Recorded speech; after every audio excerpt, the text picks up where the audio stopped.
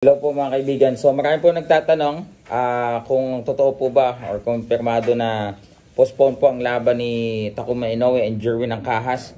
Kinumpirma na po natin to kay Sir Sean Gibbons. Ngayon lang po tayo nakapag-content kasi galing po tayo sa weigh-in ng Combat Sports Kalayaan. Yes po, si Takuma Inoue po ay nakakanas po ng injury. So mapopostpone po ang laban niya against Jerwin Angcahas. So ito naman mga kaibigan, hindi naman po ibig sabihin nito ay wala na o kansilado na po ang laban na ito. Siguro mapopospone ng siguro ilang buwan, 2 o 3 buwan. Pero siguro kung ano naman kung November ito and then kung maayos na si Takuma, malay nyo undercard pa sila ng Naoya Inoue and Marlon Tapales, di mas maganda. So ito na nga mga kaibigan, para po sa mga excited na kasi November 15. So, it's like 2 weeks na lang. Laban na sana, no? But anyway, wala tayong magagawa. Sa boxing talaga, kapag may mga ganyang injuries and then supported by medical documents, merong sertifikasyon ng doktor, wala po tayong magagawa dyan. Ano?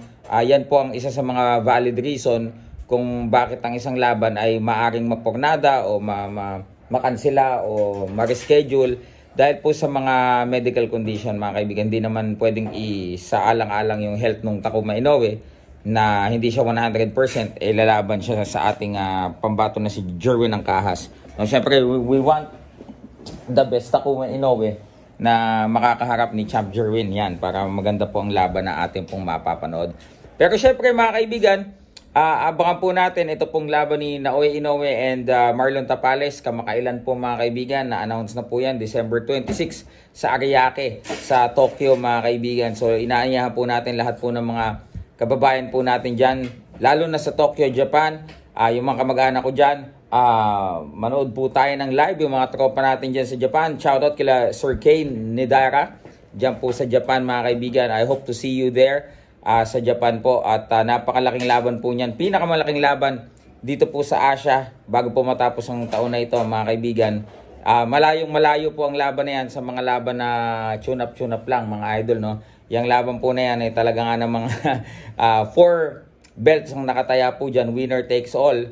Ito pong si Naoya Inoue and Marlon Tapales. Abangan nyo po dahil yung Baguio training camp ni Marlon Tapales for 1 month gaganapin po sa Baguio, talaga pong star-studded yan. Talagang all-star training camp po yan, dahil ang mga kasparing partner ni Marlon Tapales mga talagang bigatin din dito po sa Philippine Boxing. Ang inyo pong lingkod ay nandyan, maghahatid po sa inyo ng mga pinakasariwang updates hinggil po dyan sa magaganap na training camp sa Baguio prior to this mega fight between Marlon Tapales and Naoya Inoue. Maraming pong salamat.